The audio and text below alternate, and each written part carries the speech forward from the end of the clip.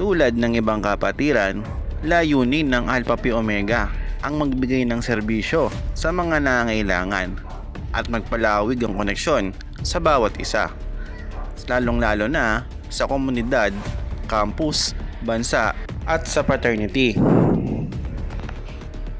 Ngunit saan nga ba nagsimula ang APO o Alpha Pi Omega?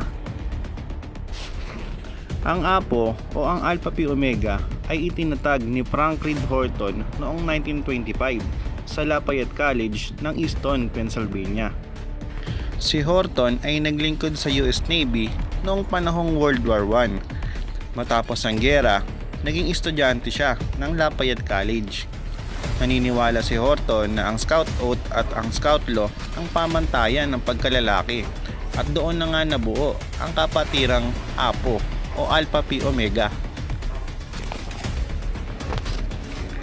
Nabuo naman ang kapatirang Alpha Pi Omega sa Pilipinas noong March 2, 1950 sa Nicanor Reyes Hall, Room 214, Far Eastern University o FEU sa Recto, Manila. At ito nga ang kauna-unahang chapter sa labas ng United States of America. Binuo ito ng pinakamatatalinong estudyante ng campus.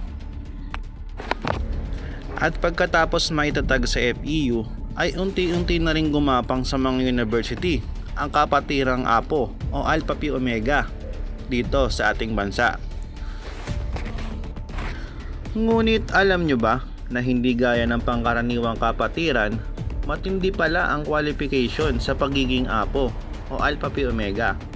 Dahil ng mga panahong iyon ay pili lamang ang pinapasali nila at sila ang namimili, pinapadala nila to ng imbitasyon or by invitation ang pagsali sa Alpha Pi Omega noong mga panahong iyon.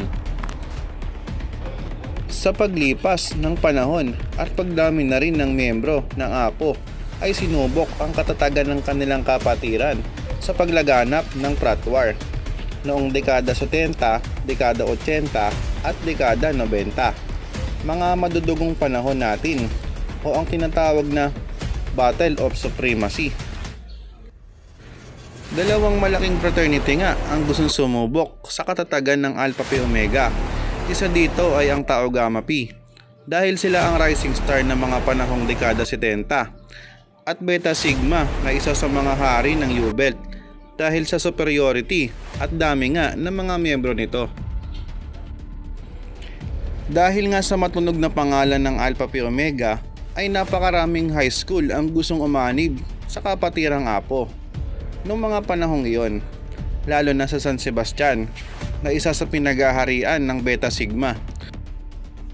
Ngunit napanatili ng APO o Alpha Pi Omega ang kanilang kultura na tanging collegiate student lang ang pwedeng sumali sa kanilang kapatiran. Dahil dito, noong 1975, pinanganak ang SRB o Scouts Royal Brotherhood. At ito ang nagsilbing junior ng Alpha Pi Omega. Dahil sa mga mabubuting adhikain ng Alpha Pi Omega ay patuloy pa rin ang pagdami ng mga miyembro nito mula noon at hanggang sa ngayon.